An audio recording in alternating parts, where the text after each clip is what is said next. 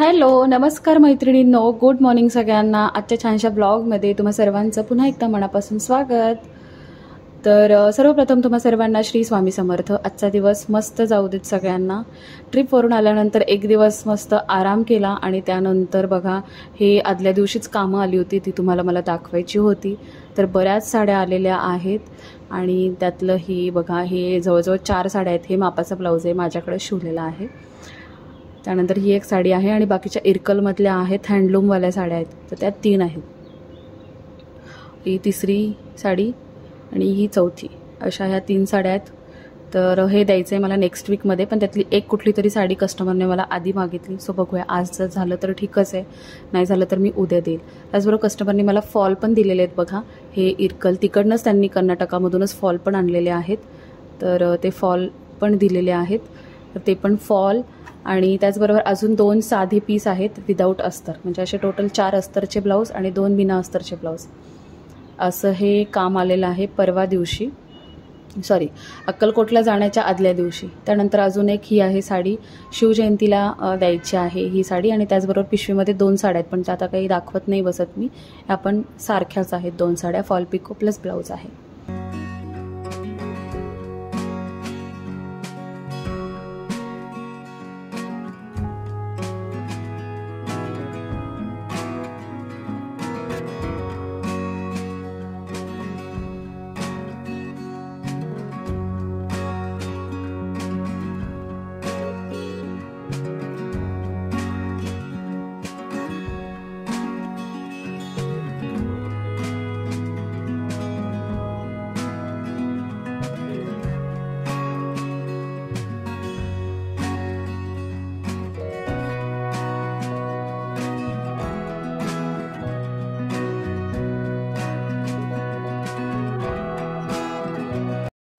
असे हे काम आहे आणि त्यात आज माझ्या घरी आहे हळदी कुंकू, त्यामुळे मला बरीचशी आवराआवरी करायची आहे। शिवाय एक 2-3 दिवस वेळच नाही मिळाला, त्यामुळे अजून वाण आणायचे आहेत। तर डीमार्टला जाऊन मी वाण फायनल केलेले आहेत कुठले आणायचे, तर डीमार्टमध्ये मिळणार आहेत, सो डीमार्टला जाणार आहे। तर हे बघा, आता ही साडी मी अंदाजे काढली आणि ह्या साडीला फॉल पिको आणि ह्यातलं पीस बाहेर काढून हे ब्लाऊज शिवणार आहे। तर आज नाही झालं तर मी उद्या शिवेल। चला मग आता हळदी कुंकाची तयारी करते। सगळ्यात आधी डीमार्टला जाते, जेवण पण करायचं आहे, जेवण करून मग आम्ही डीमार्टला जातो। तर या इथे बघा आली आहे डीमार्टमध्ये, काही नाही बेसिक थोडंसं ओमचं खाण्याचं वगैरे साहित्य घेतलं आणि मेन वाण घेतले। लाईटला झोपले, डीमार्टमधून आलो आहे, आता भाजीपाला पण आणला आहे बऱ्यापैकी, पिशव्या आताच केल्या, झाड लोट करून फरशी पुसायची, खूप कंटाळा आला आहे। असं बाहेर गेल्यानंतर एक्झर्शन होतं ना, आता ऊन गरमी सुरू झाली, यांना तर झोप आली, दाखवू का तुम्हाला, बघावं जरा इकडे, झोपा झोपा झोपा, थोड्या वेळ झोपतात। मी तोपर्यंत हे आवरते, भांडी, किचन ओटा आणि फरशी आवरते। चलो आधी हे बघा, खूप आवरायचंय काम, आज सकाळी फरशी नाही पुसली, म्हटलं संध्याकाळी पुसेल, आणि आज उपवास असल्यामुळे खिचडीच केली होती, सो खिचडीचा पण भरपूर पसारा पडलाय। सो आता मी किचन ओटा आवरून घेते सगळं व्यवस्थित। चला आता सगळं आवरून रांगोळी वगैरे काढून झाली, मी तुम्हाला दाखवते। चहा घेते, पहिलं फ्रेश होते आणि मग अजून साडी नेसायची आहे मला, स्वतःचं आवरायचं आहे। आता 6:30 वाजलेले आहेत आणि 7 ते 8:30चा टायमिंग दिलेला आहे लेडीजना, तर मग त्यात वेळेत येतील, सो माझं आवरायला पाहिजे। सो तुम्हाला दाखवते मी आता की बेसिक रांगोळी काढली आहे, बस बाकी काही नाही केलेलं आहे, कारण मला आता बिलकुल एक्झर्शन सहन नाही होत, जेवढं झेपतं आहे तेवढंच करते मी, बस मस्त आवराआवरी केली आहे। इथे पहिल्या सर्वप्रथम स्वामींच्या इथे व्यवस्थित फुलं हे करून घेतली आहेत, इथे माझं यूट्यूब प्ले बटन आणि त्यानंतर हळदी कुंकाचं ताट, इथे थोडंसं काहीतरी फुलं छान अट्रॅक्टिव्ह दिसावी म्हणून मग इथे फुलं ठेवली आहेत आणि बेसिक रांगोळी काढली। फार वेळ नव्हता रांगोळी काढायला म्हणून ही बेसिक रांगोळी काढली आणि काही नाही, हे असं दिसतंय माझा हॉल। मस्त अशी माझी तयारी झाली आहे आणि मी आता ही मस्त अशी साडी नेसली आहे, आणि सगळ्यांची वाट बघते येण्याची, तसं सगळं आवरून पण ठेवलं आहे। सो मला नक्की सांगा मी कशी दिसते।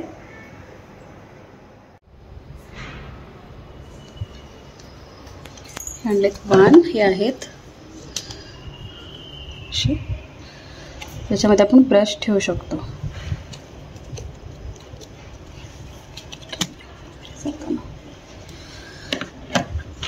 काय घेऊन आले?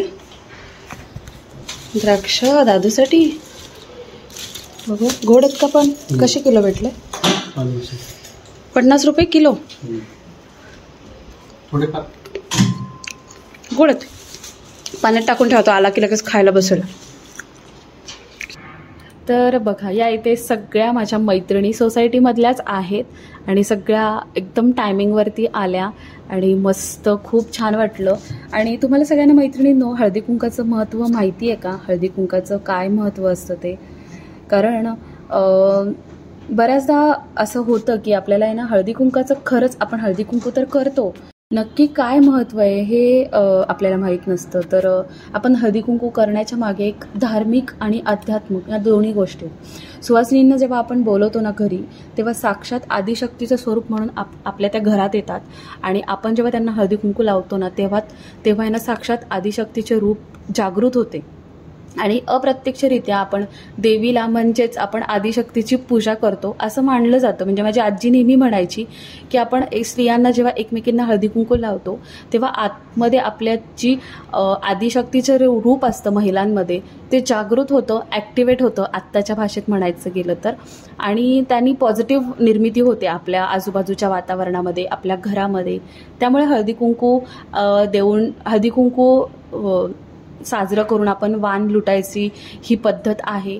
तर असं बऱ्याचदा म्हटलं जातं. असं आज माझ्या डोक्यात आलं की तुम्हाला पण हे सांगावं.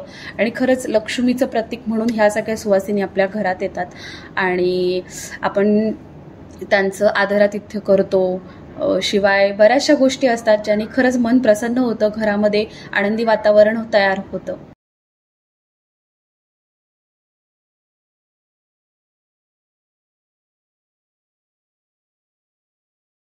ओके, चला आता 9:30 वाजलेत आणि हळदी कुंकाचा कार्यक्रम 8:30ला उरकणार होता, तो 9:30ला उरकलाय.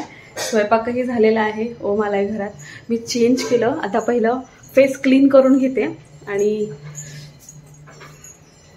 स्वयंपाक काय केलाय ते दाखवते. आज पनीरची भाजी आहे फेवरेट.